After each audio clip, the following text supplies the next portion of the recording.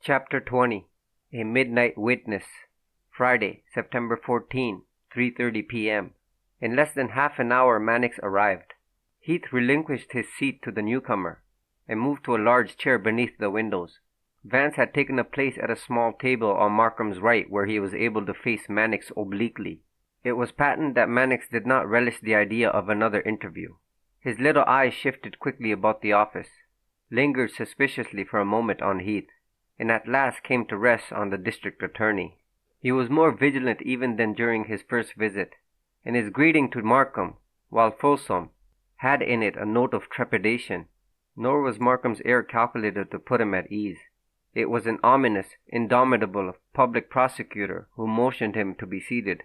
Mannix laid his hat and cane on the table, and sat down on the edge of his chair, his back as perpendicular as a flagpole. "I'm not at all satisfied with what you told me Wednesday, Mr. Mannix," Markham began, "and I trust you won't necessitate me to take drastic steps to find out what you know about Miss Odell's death." "What I know?" Mannix forced a smile intended to be disarming. "Mr. Markham! Mr. Markham!" He seemed oilier than usual as he spread his hands in hopeless appeal. "If I knew anything, believe me, I would tell you. Positively, I would tell you." "I'm delighted to hear it. Your willingness makes my task easier. First then, please tell me where you were midnight Monday." Mannix's eyes slowly contracted until they looked like two tiny shining discs, but otherwise the man did not move. After what seemed an interminable pause, he spoke. "I shall tell you where I was Monday? Why should I do that? Maybe I'm suspected of the murder, yes?" "You're not suspected now, but your apparent unwillingness to answer my question is certainly suspicious. Why don't you care to have me know where you were?" "I've got no reason to keep it from you, you understand?" Mannix shrugged. "I got nothing to be ashamed of, absolutely. I had a lot of accounts to go over at the office. Winter season stocks. I was down at the office until 10 o'clock, maybe later. Then 10:30. "That'll do," Vance's voice cut in tartly. "No need to drag anyone else into this thing." He spoke with a curious significance of emphasis, and Mannix studied him craftily, trying to read what knowledge, if any, lay behind his words. But he received no enlightenment from Vance's features. The warning, however, had been enough to halt him. "You don't want to know where I was at 10:30? "Not particularly," said Vance. "We want to know where you were at midnight. And it won't be necessary to mention anyone who saw you at that time. When you tell us the truth, we'll know it." He himself had assumed the air of wisdom and mystery that he had deputed to Markham earlier in the afternoon. Without breaking faith with Alice LaFosse, he had sowed the seeds of doubt in Mannix's mind. Before the man could frame an answer, Vance stood up and leaned impressively over the district attorney's office. "You know a Miss Frisbee? Lived in 71st Street, accurately speaking, at number 184, to be more exact, in the house where Miss Odell lived. To put it precisely, in apartment number 2. Miss Frisbee was a former model of yours. Sociable girl, still charitable to the advances of her erstwhile employer, meaning yourself. Where did you see her last, Mr. Mannix? Take your time about answering. You may want to think it over." Mannix took his time, but it was full minute before he spoke, and then it was to put another question. "Haven't I got a right to call on a lady, haven't I?" "Certainly.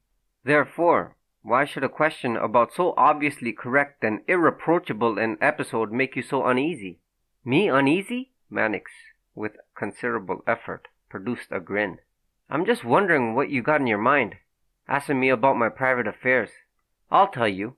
Miss Odell was murdered at about midnight Monday. No one came or went through the front door of the house, and the side door was locked. The only way anyone could have entered her apartment was by way of apartment number 2, and nobody knew Miss Odell ever visited apartment number 2 except yourself." At these words, Mannix leaned over the table, grasping the edge of it with both hands for support. His eyes were wide and his sensual lips hung open, but it was not fear that one read in his attitude. It was sheer amazement. He sat for a moment staring at Vance, stunned and incredulous. "That's what you think, is it? No one could have got in or out except by apartment 2, because the side door was locked?" He gave a short, vicious laugh. "If that side door didn't happen to be locked Monday night, where'd I stand then, huh? Where'd I stand?" "I rather think you'd stand with us, with the district attorney." Vance was watching him like a cat. "Sure I would," spat Mannix. And let me tell you something, my friend. That's just where I stand, absolutely. He swung heavily about and faced Markham. I'm a good fellow, you understand, but I've kept my mouth shut long enough. That side door wasn't locked Monday night, and I know who sneaked out of it at 5 minutes to 12. Ça marche, murmured Vance, reseating himself and calmly lighting a cigarette. Markham, too, was astonished to speak at once, and Heath sat stock-still, his cigar halfway to his mouth. At length Markham leaned back and folded his arms. I think you'd better tell us the whole story, Mr. Mannix. His voice held a quality which made the request an imperative. Mannix, too, settled back in his chair. Oh, I'm going to tell it, believe me. I'm going to tell it. You had the right idea. I spent the evening with Miss Frisbee. No harm in that, though. What time did you go there? After office hours? 5:30, 5:45. Came up in the subway, got off at 72nd, and walked over. And you entered the house through the front door? No, I walked down the alley and went in the side door, like I generally do. It's nobody's business who I call on, and what the telephone operator in the front hall don't know don't hurt him. That's all right so far, observed Heath. The janitor didn't bolt the side door until after 6. And did you stay the entire evening, Mr. Mannix? Asked Markham. Sure, till just before midnight. Miss Frisbee cooked the dinner, and I brought along a bottle of wine. Social little party, just the two of us. And I didn't go outside the apartment, understand, until 5 minutes to 12. You can get the lady down here and ask her. I'll call her up now and tell her to explain the exact situation about Monday night. I'm not asking you to take my word for it, positively not. Markham made a gesture dismissing this suggestion. What took place at 5 minutes to 12? Mannix hesitated, as if loath to come to the point. I'm a good fellow, you understand, and a friend's a friend. But I ask you, is that any reason why I shall get in wrong for something I didn't have absolutely nothing to do with? He waited for an answer, but received none. Continued. Sure, I'm right anyway. Here's what happened. As I said, I was calling on the lady, but I had another date for later that night. So a few minutes before midnight I said goodbye and started to go. Just as I opened the door, I saw someone sneaking away from the Canary's apartment down the little back hall to the side door. There was a light in the hall, and the door of apartment 2 faces that side door. I saw the fellow as plain as I see you, positively as plain. Who was it? Well, if you got to know, it was Pop Cleaver. Markham's head jerked slightly. What did you do then? Nothing, Mr. Markham, nothing at all. I didn't think much of it, you understand. I knew Pop was chasing after the Canary, and I just supposed he'd been calling on her. But I didn't want Pop to see me. None of his business where I spend my time. So I waited quietly till he went out. By the side door? Sure. Then I went out the same way. I was going to leave by the front door, because I knew that side door was always locked at night. But when I saw Pop go out that way, I said to myself I'd do the same. No sense giving your business away to a telephone operator if you haven't got to. No sense at all. So I went out the same way I came in, picked up a taxi on Broadway, and went, That's enough. Again Vance's command cut him short. Oh, all right. Mannix seemed content to end his statement at this point. Only, you understand, I don't want you to think... We don't. Markham was puzzled at these interruptions, but made no comment. When you read of Miss Odell's death, he said, why didn't you come to the police with this highly important information? I shouldn't get mixed up in it, exclaimed the Mannix in surprise. I got enough trouble without looking for it, plenty. An exigent course, commented Markham with open disgust. But you nevertheless suggested to me, after you knew of the murder, that Cleaver was being blackmailed by Miss Odell. Sure I did. Don't that go to show you I wanted to do the right thing by you? Giving you a valuable tip? Did you see anyone else that night in the halls or alleyway? Nobody, absolutely nobody. Did you hear anyone in the Odell apartment? Anyone speaking or moving about, perhaps? Didn't hear a thing. Mannix shook his head emphatically. And you're certain of the time you saw Cleaver go out, 5 minutes to 12? Positively. I looked at my watch, and I said to the lady, I'm leaving the same day I came. It won't be tomorrow for 5 minutes yet. Markham went over his story point by point, attempting by various means to make him admit more than he had already told. But Mannix neither added to his statement nor modified it in any detail, and after a half an hour's cross-examination he was permitted to go. We found one missing piece of the puzzle, at any rate, commented Vance. I don't see now just how it fits into the complete pattern, but it's helpful and suggestive. And, I say, How beautifully my intuition about Mannix was verified, don't you know? Yes, of course, your precious intuition. Markham looked at him skeptically. Why did you shut him up twice when he was trying to tell me something? Oh, tu ne sauras jamais, recited Vance.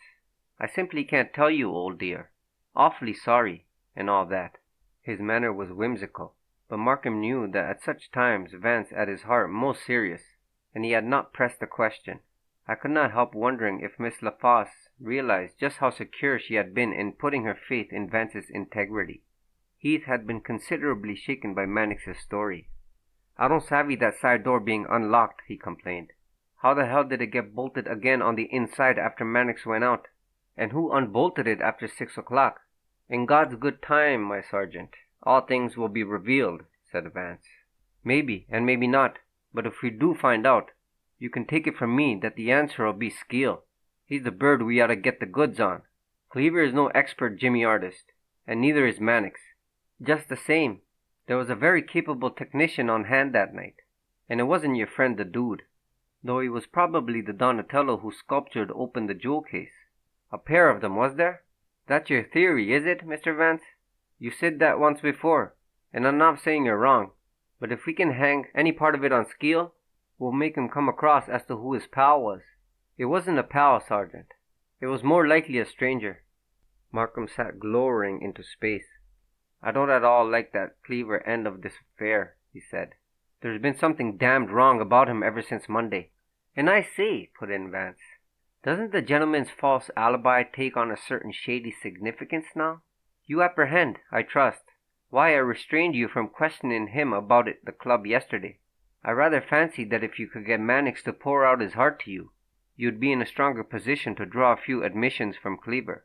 And behold, again the triumph of intuition. With what you know now about him, you can chivvy him most unconscionably, what? And that's precisely what I'm going to do. Markham rang for Swacker. Get hold of Charles Cleaver, he ordered irritably. Phone him at the Stuyvesant Club, and also his home. He lives round the corner from the club, in West 27th Street. And tell him I want him to be here in half an hour, or I'll send a couple of detectives to bring him in handcuffs. For 5 minutes Markham stood before the window, smoking agitatedly, while Vance, with a smile of amusement, busied himself with the Wall Street Journal. Heath got himself a drink of water, and took a turn up and down the room. Presently Swacker re-entered. Sorry, Chief, but there's nothing doing. Cleaver's gone into the country somewhere. Won't be back till late tonight. Hell, all right, that'll do. Markham turned to Heath. You have Cleaver rounded up tonight, Sergeant, and bring him in here tomorrow morning at 9. He'll be here, sir. Heath paused in his placing and faced Markham. I've been thinking, sir, and there's one thing that keeps coming into my mind, so to speak. You remember that black document box that was sitting on the living room table? It was empty, and what a woman generally keeps in that kind of box is letters and things like that. Well, now, here's what's been bothering me. The box wasn't jimmied open. It was unlocked with a key. And, anyway, a professional crook don't take letters and documents. You see what I mean, sir? Sergeant of mine, exclaimed Vance. I abase myself before you. I sit at your feet. The document box, the tidily opened, empty document box. Of course, Skeel didn't open it. Never in this world. That was the other chap's handiwork. What was in your mind about that box, Sergeant? Asked Markham. Just this, sir. As Mr. Vance has insisted right along, there might have been someone besides Skeel in that apartment during that night. And you told me that Cleaver admitted to you he paid Odell a lot of money last June to get back his letters. But suppose he never paid that money. Suppose he went there Monday night and took those letters. Wouldn't he have told you just the story he did about buying them back? Maybe that's how Mannix happened to see him there. That's unreasonable, Markham acknowledged. But where does it lead us? Well, sir, if Cleaver did take 'em Monday night, he might have held on to 'em. And if any of those letters were dated later than last June, when he says he bought 'em back, then we have the goods on him. Well, I say, sir, I've been thinking. Now, Cleaver is out of town today, and if we could get hold of those letters, it might prove helpful, of course, said Markham coolly, looking the sergeant straight in the eye. But such a thing is quite out of question. Still and all, mumbled Heath, Cleaver's been pulling a lot of raw stuff on you, sir.